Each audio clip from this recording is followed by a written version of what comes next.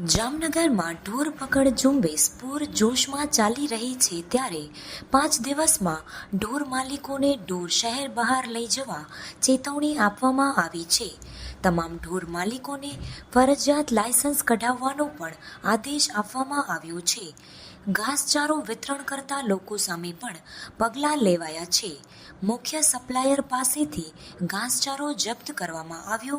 Pancheshwar tower, ભરવાડ પાડો સહિતના વિસ્તારોમાં ઢોર માલિકો સાથે ડેપ્યુટી કમિશનરે વાત કરી છે.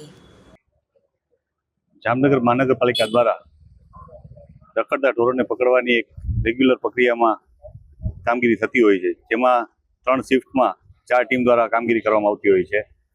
છેલ્લા 1 વર્ષમાં જોઈએ તો 4000 ઉપરાંતના ઢોર રોડ ઉપરથી પકડવામાં આવેલા છે.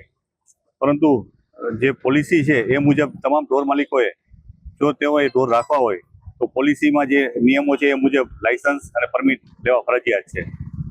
1/4/2024 પોલિસી અમલમાં છે, પણ હજુ સુધી એક પણ લાયસન્સ માટેની કોઈ અરજી આવેલી નથી.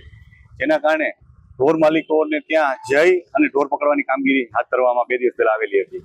તે દરમિયાન તેઓ દ્વારા 5 દિવસની અંદર જે ઢોર છે એને શહેરની બહાર લઈ જશે તેવી ખાતરી આપતા હાલે એ કામગીરી જે તે દિવસે બંધ કરી અને જે ઘાસચારા વેચાણ છે એના ઉપર કાર્યવાહી ચાલુ કરવામાં આવેલી હતી. જેમાં જે મોટા ડેપો છે એમને જઈ અને એ લોકોને 2 દિવસની અંદર ઘાસ વેચાણ બંધ કરવા માટે જણાવવામાં આવેલું છે.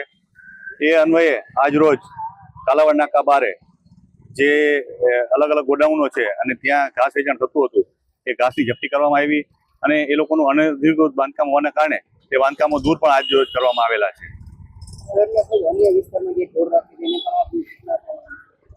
આજે અલગ અલગ સૂચનાઓમાં જોઈએ તો જે પંચેશ્વર ટાવરની આજુબાજુ જે ઢોર માલિકો રહે છે તેઓને ફરી 2 દિવસ પહેલા પણ સૂચનામાં આપવામાં આવેલી હતી. આજ ફરી એ એરિયામાં જઈ અને સૂચના આપવામાં આવેલી છે કે જો તેઓ દ્વારા આ કામગીરી પૂર્ણ કરવામાં નહીં આવે તો રવિવાર બાદ કોઈ પણ સમયે તેઓના ઘરમાંથી અથવા તો એ લોકોના જે વાડાઓ છે ત્યાંથી ઢોર પકડવાની કામગીરી કરવામાં આવશે.